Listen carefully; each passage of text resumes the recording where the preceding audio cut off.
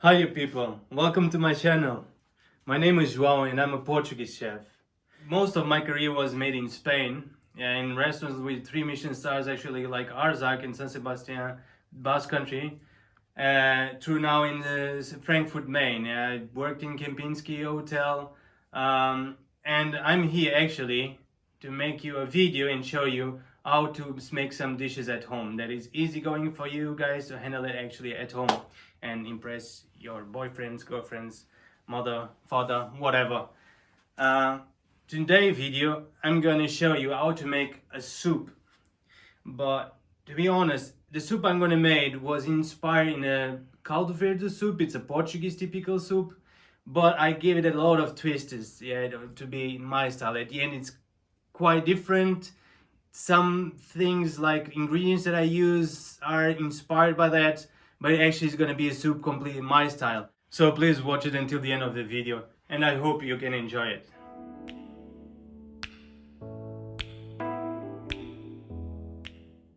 In order to make a soup, you're gonna need water, obviously. But if you actually make a vegetable stock, you have much more power in the flavor. So that's actually what I'm gonna do here. I have some extra vegetables that I had in the fridge, like carrots, leek, yeah. And I'm gonna need some potatoes for the soup itself to give body to the soup.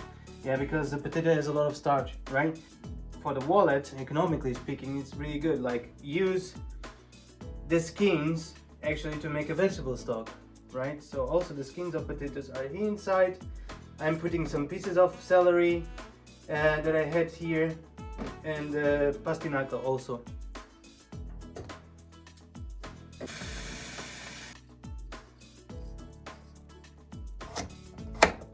The smaller the pieces you cut for the vegetable stock, easily is gonna absorb the flavor of the vegetables. With the garlic, you should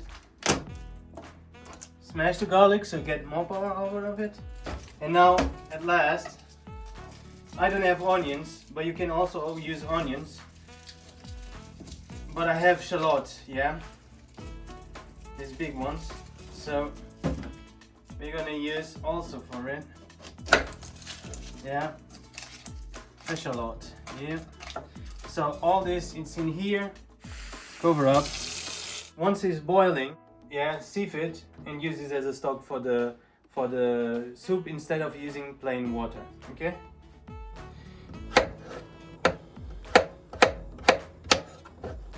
So I'm gonna let the butter brown, and then I'm gonna add the potatoes. We're gonna use Chinese cabbage in the base of this soup. I like to work actually with the Chinese cabbage for some soups. I think they combine good.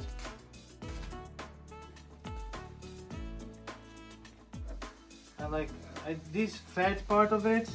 It's too rough. I don't like it so much. It's not tender enough. I like to leave always just more from the tops. It's more tender.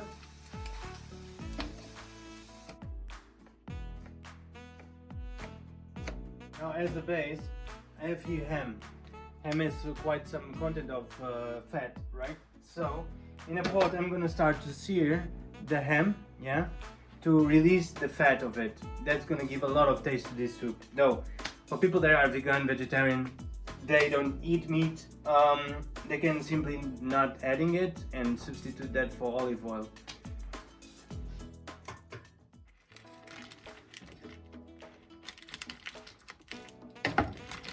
Adding salt in the stock for me it's dangerous because it's harder to control the level of salt that you have actually in the final product. Though, one tip, be careful with the salt about this soup, because once you had the ham, you have to consider that a ham is salt by itself.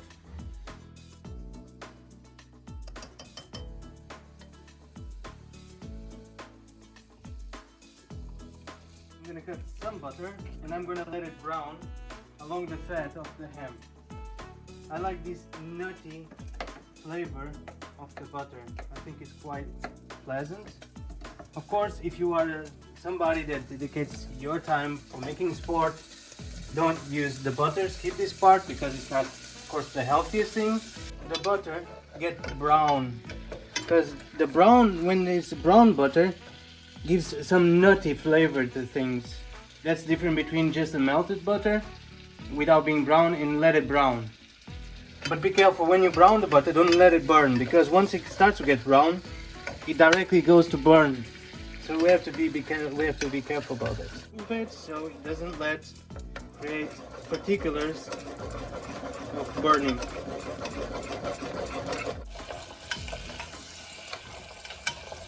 When I sear the potatoes, I'm gonna potentiate the flavor of it. I believe in that. So even if I'm gonna blend everything, I think the potatoes being a little bit seared in here and getting crispy, at the end they're gonna give more flavor to the soup, more nutty and roasted actually flavor to the soup, compared with not being roasted at all, just added directly to the stock. Just a little bit of salt in order to sweat the vegetables. Just a slightly bit. Don't forget, the ham has salt. Cabbage. As you can see, I'm going to start to release also the water with the temperature and get all these flavors. Plus, I'm going to add a little bit of sugar. It's going to help with the balance with the acidity of the vegetables. Plus, it's going to help with the caramelization, yeah? Just a tiny bit. This is not a dessert, so you have to be careful.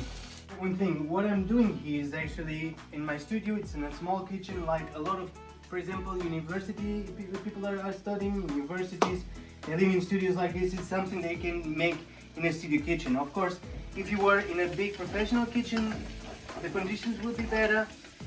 You will have a better stove, but this is things that actually you manage to do in a really amateur kitchen setup.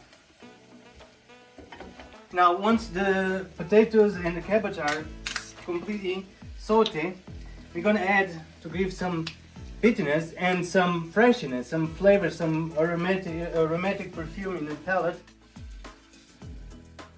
In this recipe, especially for people, men that need testosterone, that levels are low, I'm gonna use spinach. The spinach is gonna help in the flavor, like it's gonna give it some freshness, plus it's gonna help with the green, with the color. Plus it's healthy for, like I said, the testosterone of men that have low levels of testosterone.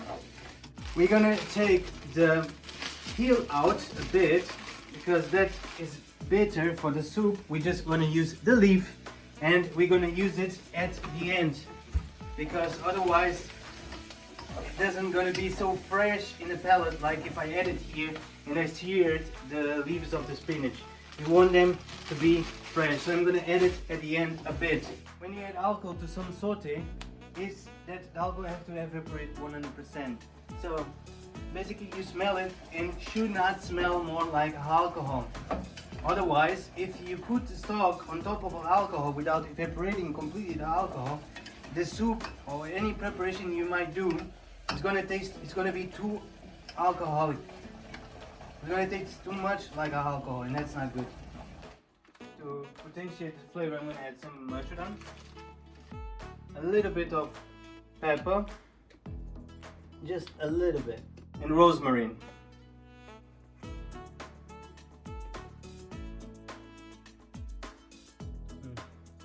Delicious. Spinach inside of the soup, directly it is, and we're gonna blend everything. I'm blending the soup. I'm gonna add a little bit of olive oil, so to make just a little bit of an emulsion. Vinegar, just a slightly bit, to cut a little bit the extra power of the fat, and it's gonna combine really good with the flavor of the spinach. After you blend the soup, we're gonna pass it, because we don't want the fibers of the spinach, yeah, and all the pieces of the vegetables.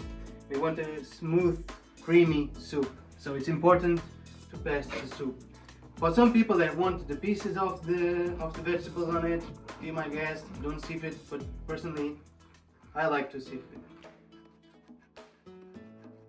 According to my taste, now I'm gonna cut some cubes, small cubes like a brunoise of chorizo, yeah, and I'm gonna add it to the soup. So for people that are vegetarian, vegan, they don't eat meat, you can substitute the chorizo like croutons, for example, which is pieces of toast bread.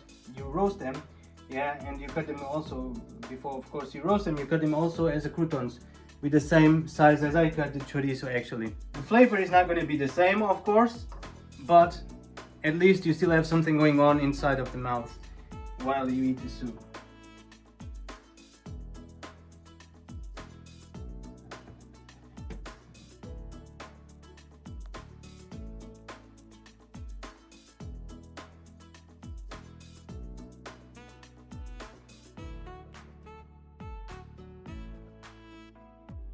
Simply inside of the soup and move it.